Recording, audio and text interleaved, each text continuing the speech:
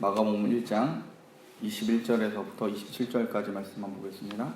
마가복음 1장 21절부터 27절까지 제가 읽고 성도님들이 읽고 27절을 함께 합독하도록 하겠습니다. 1장 21절입니다.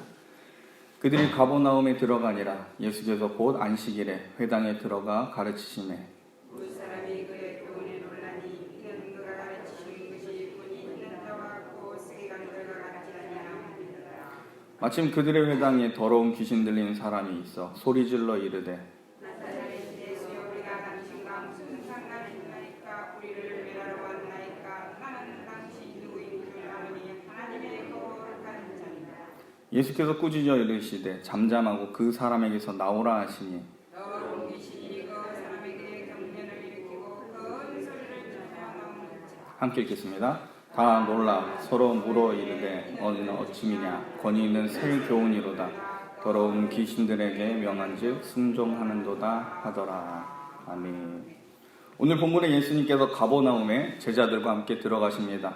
그리고 안식일에 회당에 들어가 예수님께서 가르치기 시작하십니다. 예수님께서 회당에서 가르치실 때 사람들이 예수님의 말씀에 놀라기 시작합니다. 1장 22절에 보면 이렇게 기록되어 있습니다. 무사람이 그의 교훈에 놀라니 이는 그가 가르치시는 것이 권위 있는 자와 같고 서기관들과 같이 아니함일러라. 예수님의 가르침은 서기관과 같지 않았습니다. 대개 일반적으로 서기관들이 회당에서 설교할 때를 보면 율법 해석에 박식한 대랍비나 과거 율법을 해석한 선현들의 말을 주로 인용하면서 가르쳤습니다. 그래서 율법을 해석하는 설교를 들어보면 저 사람이 어떤 학파에 속해 있는지 대강 알 수 있을 정도로 그 관련된 사람들을 인용하는 것이 그 당시 서기관들의 습관적인 가르치는 행태였습니다. 유대교 내에는 대표적으로 유명한 두 개의 학파가 있었습니다. 하나는 힐렐 학파이고 하나는 샴마이 학파입니다. 랍비들이 회당에서 율법을 해석하면 대개 힐렐 혹은 샴마이 학파 중에 유명한 장로들의 견해를 주로 많이 인용하면서 설교를 했습니다. 그런데 예수님은 말씀을 전파하실 때 유대교 내의 어떤 학파에 속하지도 않았습니다. 예수님은 어떤 유명한 랍비의 해석을 전혀 인용하지도 않았을 뿐만 아니라 당시 대중적으로 가르치는 랍비들의 방식을 전혀 따르지 않습니다. 예수님은 사람의 해석과 지식을 권위 삼아 가르치는 분이 아니십니다. 왜냐하면 예수님은 성자 하나님이시기 때문에 그렇습니다. 예수님은 모든 권위의 원천이고 기준이십니다. 그러므로 예수님의 가르침 자체가 최종적이고 권위 있는 가르침입니다. 1장 23절에 이렇게 기록되어 있습니다. 1장 23절에 보면 아침 그들의 회당에 더러운 귀신 들린 사람이 있어 소리질러 이르되. 자, 예수님께서 안식일에 권위 있는 말씀으로 진리를 가르치시는 한가운데 소리를 지르며 방해하는 자가 있었습니다. 자, 이 사람은 더러운 귀신에 사로잡힌 사람입니다. 자, 이 장면은 구속사적인 면에서 굉장히 중요한 의미를 지닙니다. 예수님은 성자 하나님으로서 권위 있는 말씀을 선포하고 사람들의 영혼을 진리로 이끌고 가고 계십니다. 그런데 마귀가 예수님의 사역에 본격적으로 등장하면서 해방을 놓는데, 자, 예수님의 공생의 처음 시작 중에 가장 먼저 예수님의 사역을 방해하는 분야가 설교 사역입니다. 예수님의 가르치는 사역에 이 마귀가 등장하고 있는 겁니다. 여러분, 사단은 하나님의 말씀과 하나님의 그 뜻 선포를 막는 것을 최우선으로 듭니다. 예수님께서 생명의 말씀으로 영혼들을 살리려고 하자 이것을 방해하기 위해서 마귀는 귀신 들린 사람으로 소리를 질러서 설교하는 것을 회방합니다. 마귀가 소리를 질러서라도 막고 싶은 게 바로 설교 사역인 겁니다. 여러분, 하나님의 형상으로 만든 인간은 하나님의 말씀을 들어야 살 수가 있는 줄 믿으시길 바랍니다. 하나님의 말씀을 들을 때 영은 살아나고 말씀을 통해 세상을 이기며 능력을 받게 되는 겁니다. 그러므로 하나님의 말씀을 선포할 때 이를 방해하는 것은 굉장히 무서운 일입니다. 그것은 마귀가 하는 일입니다. 간혹 어떤 교회에서 설교를 방해하고 막는 일들을 보게 됩니다. 그러한 이유가 무엇인지 몰라도 어찌됐든 그런 일을 하는 것은 마귀가 좋아하는 일입니다. 이단 교리가 아닌 이상 하나님의 이름과 성경 말씀이 선포되어져 있을 때 참된 성도라면 두렵고 떨리는 마음으로 하나님의 일을 위해서 잠잠해야 합니다. 그것이 바로 하나님의 권위를 인정하는 태도입니다. 마귀가 가장 싫어하는 시간이 바로 설교 시간입니다. 하나님의 말씀이 온전하게 선포될 때 성도가 이를 믿음으로 받아들이고 순종하면 마귀가 굉장히 싫어합니다. 마귀는 인간의 영혼을 죽이고 그 사람의 인격과 삶 전체를 파괴하고 자기가 장악하고 싶어 하는데 하나님의 말씀이 선포되면 그렇게 되지 못하기 때문에 이것을 필사적으로 막는 겁니다. 마가복음 1장 24절 말씀 우리 한 목소리로 한번 읽겠습니다. 1장 24절입니다. 같이 읽겠습니다. 시작. 나사렛 예수여 우리가 당신과 무슨 상관이 있나이까? 우리를 멸하러 왔나이까? 나는 당신이 누구인 줄 아노니 하나님의 거룩한 자니이다. 귀신이 설교하시는 이 예수님을 회방하면서 큰 소리로 이렇게 얘기합니다. 예수님을 부르는데 나사렛 예수시여 라고 말합니다. 예수님에 대한 호칭이 많이 있는데 왜 특별히 이 마귀는 나사렛 예수시여 라고 했을까요? 분명히 좋은 말로 이 말을 한 게 아닙니다. 사실이지만 마귀가 하는 것은 다 잘못된 겁니다. 예수님을 나사렛 예수여 라고 말하는 것은 틀린 말은 아니지만 이렇게 말하는 이유는 자세히 살펴보면 굉장히 간교한 술수가 숨어 있습니다. 귀신은 예수님께서 나사렛에 왔다는 사실을 말하므로 회당에서 예수님의 말씀을 듣고 놀라는 사람들이 예수님의 메시아성에 대해서 의문을 들도록 조장하고 있는 겁니다. 그 당시 이스라엘 사람들은 앞으로 오실 메시아는 유대 베들레헴이나 혹은 예루살렘 근처에서 태어날 거라고 생각을 했습니다. 회당에 있는 사람들이 예수님의 권세 있는 말씀을 들으면서 혹시 이 사람이 메시아가 아닐까라고 하는 그런 분위기가 그런 생각이 일어날까봐 귀신을 두려워했을 겁니다. 그래서 당시 이 귀신은 나사렛에서 온 예수여라고 소리를 지른 겁니다. 또한 당시 사람들은 이스라엘 북부 지방에 있는 이 나사렛 동네에 대해서 굉장한 편견이 있었습니다. 그래서 나사렛에서 온 이 예수님을 드러내므로 인해서 다른 사람들이 예수님을 보고 메시아라고 도저히 생각하지 못하도록 먼저 그렇게 얘기를 한 겁니다. 귀신은 예수님의 출신을 드러내므로 예수님의 권위를 깎아내립니다. 또 24절에 다시 보면 이렇게 되어 있습니다. 귀신이 우리가 당신과 무슨 상관이 있습니까? 라고 왜 우리를 멸하러 왔습니까? 라고 말합니다. 귀신은 자기가 굉장히 억울한 것 같은 뉘앙스를 가지며 지금 말하고 있습니다. 마치 예수님께서 부당하게 자기 영역을 침범하고 예수님께서 불법으로 자기들을 멸하러 왔다라고 얘기합니다. 예수님을 불법을 행하는 분으로 지금 취급하며 자기가 억울하다고 얘기하는 겁니다.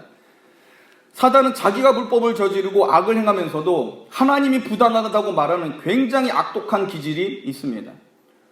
자기 죄악은 보지 못하고 하나님을 원망하는 이런 모습은 과거 우리 조상 아담에게도 찾을 수 있습니다. 아담이 선악과를 먹고 누굴 원망합니까?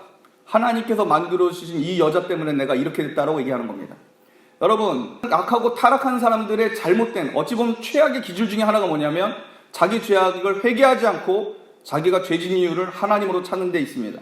그리고 하나님을 부당하고 하나님께서 잘못된 것처럼 얘기하려고 하는 모든 마음의 기질들이 타락한 것이고 또 사단이 그것을 좋아합니다. 또 귀신은 이렇게 얘기합니다. 예수님을 향해서 우리가 당신과 무슨 상관이 있습니까? 라고 얘기합니다. 여러분, 이것이 바로 불신자와 귀신이 함께 연결되고 있는 굉장히 무서운 죄입니다. 여러분, 과연 창조주와 피조물이 상관이 없습니까? 세상 모든 만물과 그리고 자기까지 만드신 창조주 하나님과 상관이 없을 수 있는 피조물이 있습니까? 내가 만들었는데 하나님께서 만드신 겁니다.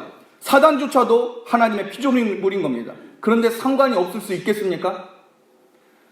피조물은 결코 창조주로부터 벗어날 수도 독립할 수도 없는 겁니다. 창조주로부터 떠나 독립한다는 것이 바로 그것이 지옥입니다. 지옥은 하나님으로부터 완전히 폐긴 처분되어서 버려지는 곳입니다.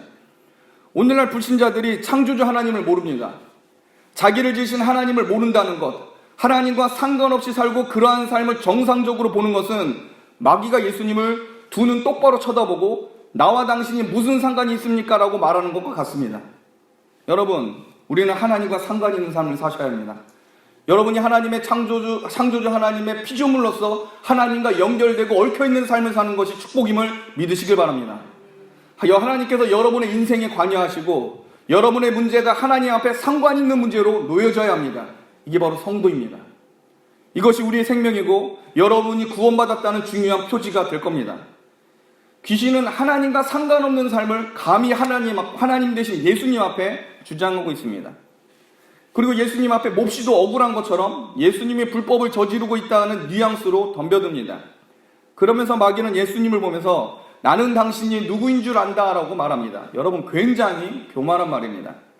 마치 자기가 하나님에 대해서 전문가 하나 된 듯이 성자 하나님 앞에 나서고 있습니다.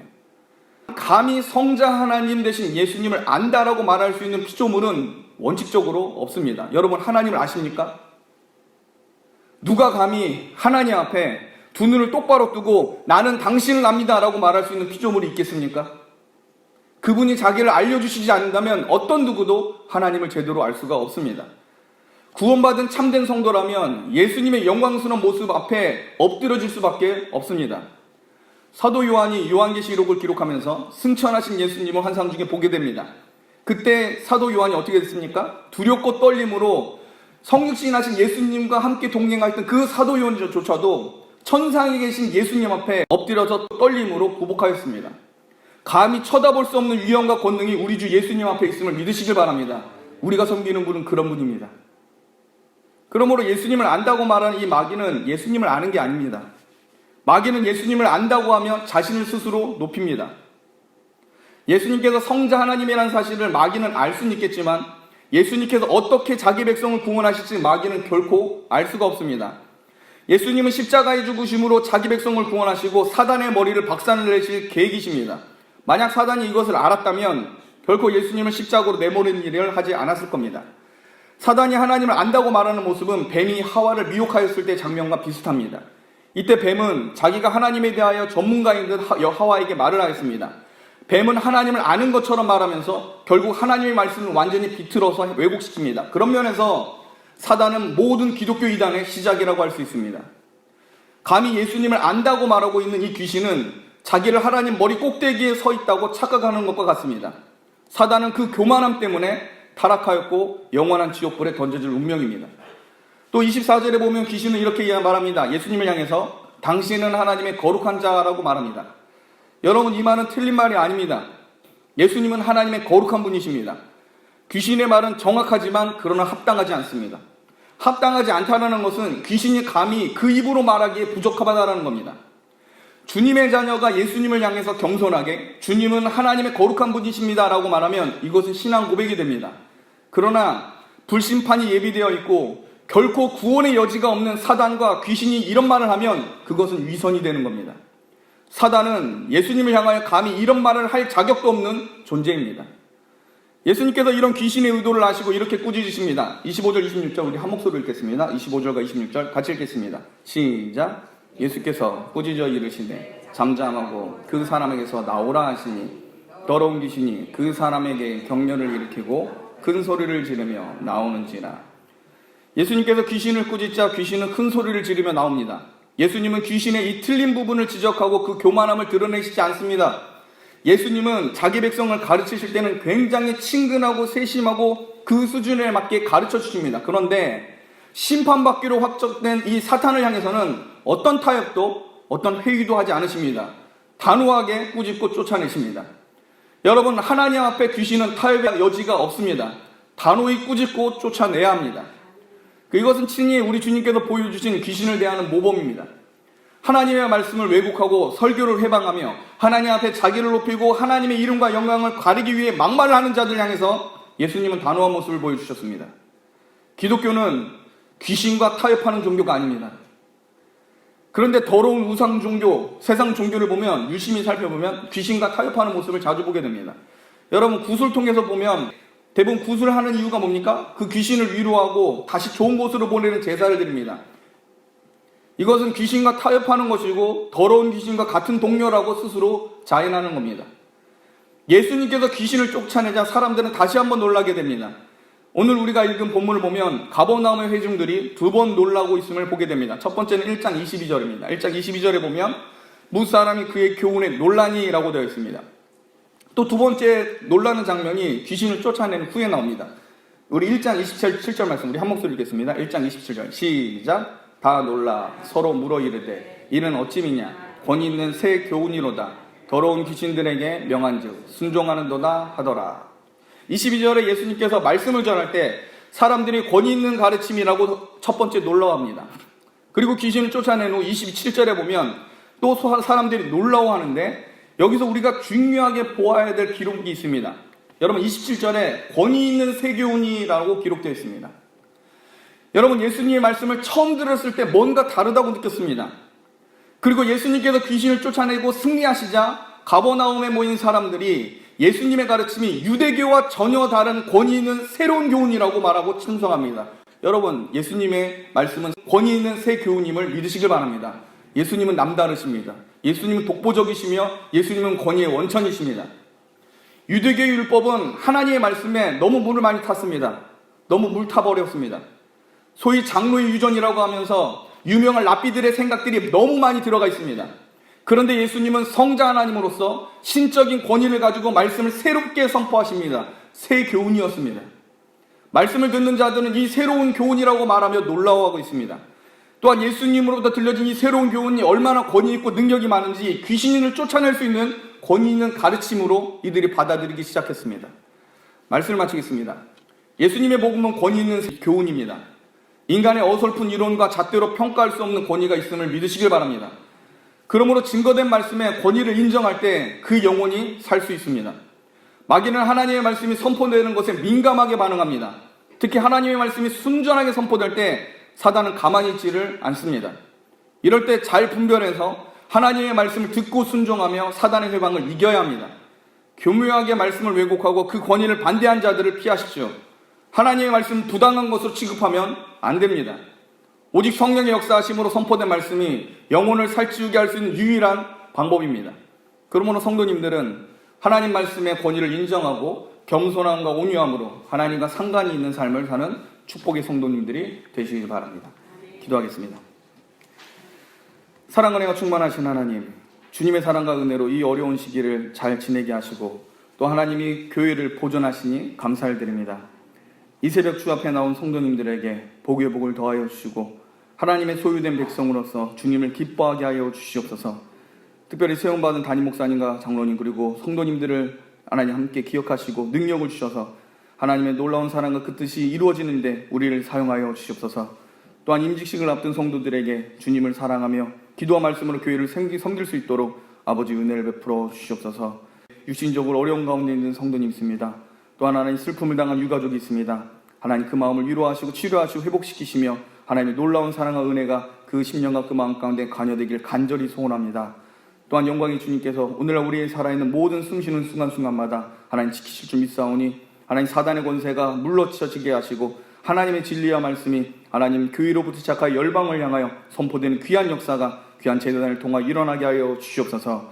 영광의 주님께서 지금도 살아 역사하시고 모든 일들을 주관하시고 이루실 줄 믿고 감사를 드리며 나사렛 예수 그리스도의 이름으로 기도합나이다.